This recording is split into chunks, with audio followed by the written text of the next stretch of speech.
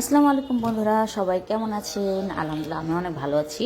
আজকে ছোট্ট একটা ভিডিও নিয়ে আসলাম। সেটি হচ্ছে আমি আর আমার বর মিলে একটা পিঠা বানিয়েছি। এটাকে আমাদের রংপুরের ভাষায় দুধ পিঠা বলে, আর আমার শ্বশুরবাড়ি যেহেতু বরিশাল, ওনাদের ওখানে চুই পিঠা বলে।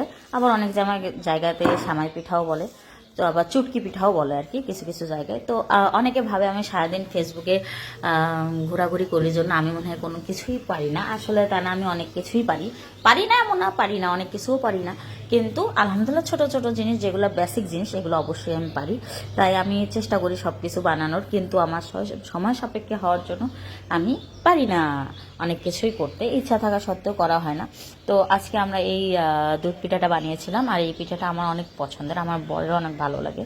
তাই আমি বানিয়েছিলাম, আর অল্প করেই বানিয়েছিলাম, কারণ আমি আজকে ফার্স্ট টাইম, একদম লাইফের ফার্স্ট টাইম পিঠা বানাচ্ছিলাম। তো একটা ভয় ছিল পারফেক্ট হবে কি না, আবার দুধে আমি গুড় দিয়েছি, সেই গুড়টা নষ্ট হবে কি না এই টেনশন ছিল। বাট আলহামদুলিল্লাহ আমার পিঠাটা একদম পারফেক্ট হয়েছে। আর দুধের কালারটা দেখেন, একদম একদম মজার হয়েছে, একদম পারফেক্ট কালার হয়েছে। তো আজকের মতো এতটুকুই। সবাই ভালো থাকবেন।